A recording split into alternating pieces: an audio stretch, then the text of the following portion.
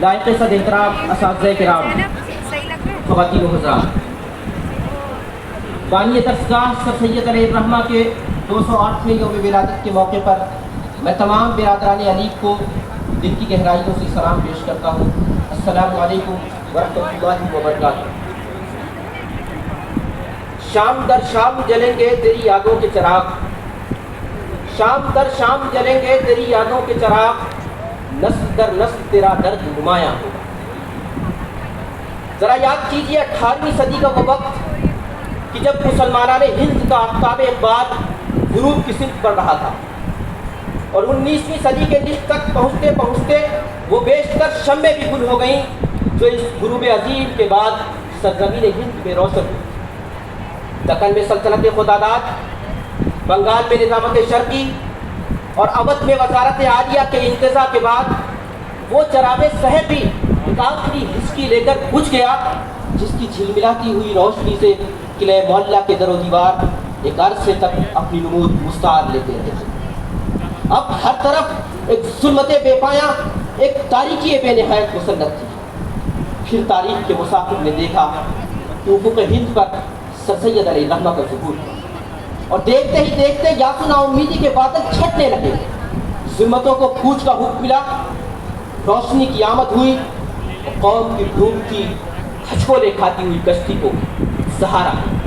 اقبال نے بڑی خوبصورت ترجمانی کی ہے، ہوئے مدفون دریا زیر دریا تیرنے والے، ہوئے مدفون دریا زیر دریا تیرنے والے، تماچے موج کے کھاتے تھے جو بن کر گوہر نکلے، زمین سے موریانِ آسماں پرواز کرتے تھے، یہ خاکی زندہ تر پائندہ تر تابندہ تر نکلے۔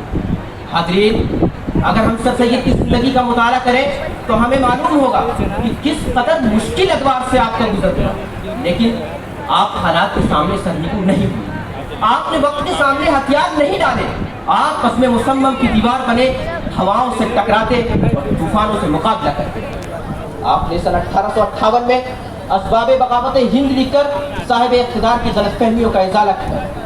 1864 میں سائنٹیفک سوسائٹی قائم کر کے منطق اور استدلال کے رجحان کو فروغ بخشا۔ سن 1866 میں علی گڑھ غضب سے مقصدی اور افادی ادب کے ذریعے زبان کو تحفظ عطا کیا۔ 1870 میں تہذیب الاخلاق کا اجرا کر کے سوئی ہوئی قوم کے تن مردہ میں نقیب بن کر روح پھونکنے کا کام کیا۔ قرآن اور انجیل کا تقابلی جائزہ لے کر عالمی پیمانے پر مسلم عیسائی اختلافات کو ختم کرنے کی کوشش کی۔ تلاش و جستجو کا مرقع آثار الصنادید جیسا شاہکار عمل میں لا کر وقت کے یورپ کو متاثر کیا۔ نبی پاک صلی اللہ علیہ وسلم کی مدافعت میں سفر برطانیہ کا عزم کیا، اور انگریز عالم سر ولیم میور کے ذریعے شان رسالت میں کی گئی گستاخی کا جواب خطبات احمدیہ نے کر دیا۔ قوم کی بقا اور اس کی عظمت رفتہ کی بحالی کے لیے سن 1875 میں مدرسۃ العلوم کی بنیاد رکھی، جو آج علی گڑھ مسلم یونیورسٹی کی شکل میں ایک تناور درخت بن کر تمام عالم کو فیض یاب کر رہا ہے۔ خون دل دے کے نکھاریں گے رخے برگ گلاب، خون دل دے کے نکھاریں گے رخے برگ گلاب، ہم نے گلشن کے تحفظ کی قسم کھائی۔ حاضرین گرامی، سر سید ایک فرد نہیں بلکہ ایک انجمن تھے۔ پروفیسر آرنلڈ نے لاہور کے ایک جلسے میں خطاب کرتے ہوئے ان الفاظ میں سر سید کو خراج تحسین پیش کیا کہ تاریخ سے معلوم ہوگا کہ دنیا میں بڑے آدمی اکثر گزرے ہیں، لیکن ان میں بہت کم ایسے نکلیں گے جن میں اتنی حیرت انگیز لیاقتیں موجود ہیں۔ وہ ایک ہی وقت میں اسلام کا محقق، علم کا حامی، قوم کا سوشل ریفارمر، سیاست دان، مصنف اور مضمون نگار۔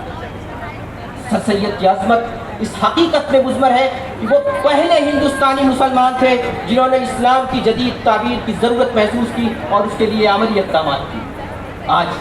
آج کے موجودہ ہندوستان میں ہم وارثین سر سید پر یہ ذمہ داری عائد ہوتی ہے کہ ہم سر سید کے ویژن اور مشن کو آگے بڑھائیں، سر سید کی فکر اور نظریے کو زندہ کریں اور اس کی آبیاری کریں، سر سید کے خوابوں کو حقیقت میں تبدیل کریں۔ چشم سید نگراں ہے کہ پھر اٹھے شاید، چشم سید نگراں ہے کہ پھر اٹھے شاید کوئی دیوانہ علی گڑھ کے بیابانوں سے۔